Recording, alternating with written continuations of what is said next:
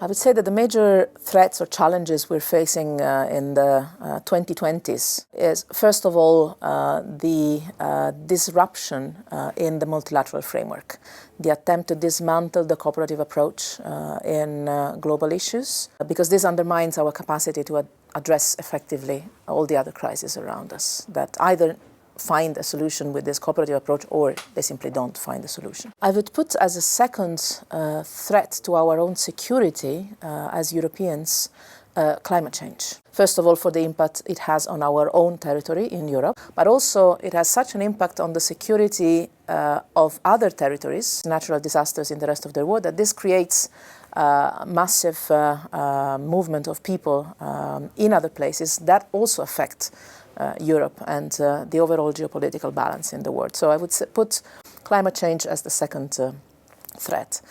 And then still I would put poverty as the issue of the next decade. The bubble of poverty is so significant in parts of the world, and the inequalities inside continents and countries is so important, so relevant, that this creates earthquakes and shock waves that will affect Europe as well.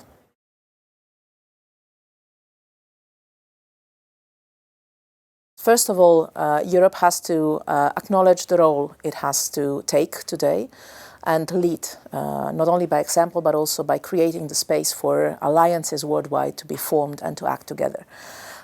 Because the Europeans have always perceived themselves as part of the multilateral system.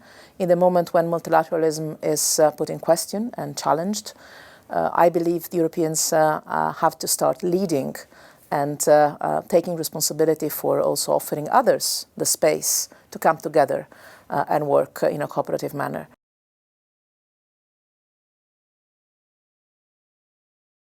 I still believe very strongly that the United States and Europe are intrinsically bound together. Our ties are so deep that no political dispute can damage that. Even with this administration, on most of the foreign policy files, we have continued to work together, and I believe we will continue to work together. I think of Syria, I think of Ukraine, I think of the Balkans, I think of Libya somehow, and then we are together in NATO, which remains a very important pillar for our common security.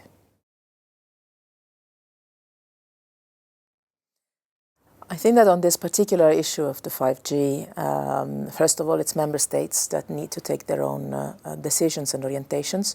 I think it was important that member states, even in a field that is competence of the member states, somehow went into a common, at least analysis of the risk assumption and assessment. It was not only a technological or economic decision.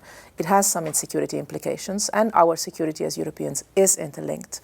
And so that element needs to be taken into consideration with a European perspective.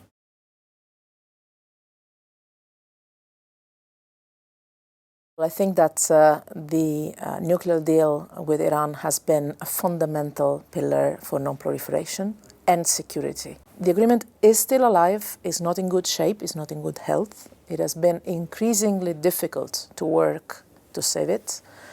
And I think it will still be challenged heavily in these coming months. I believe Europe has an interest and a responsibility to do everything it can, and member states as well, to create the conditions for the deal to continue to be implemented or to go back to full implementation.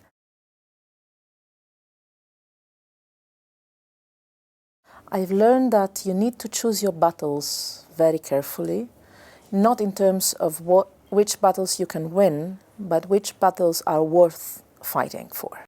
No matter how difficult they are, if they are relevant and important, then they deserve all your energy and even the risk of losing them. And then the other lesson I've learned, more on a personal basis, is that you can smile and still be very tough and clear and respected. And you don't have to be afraid of showing that you are ready to listen and to compromise.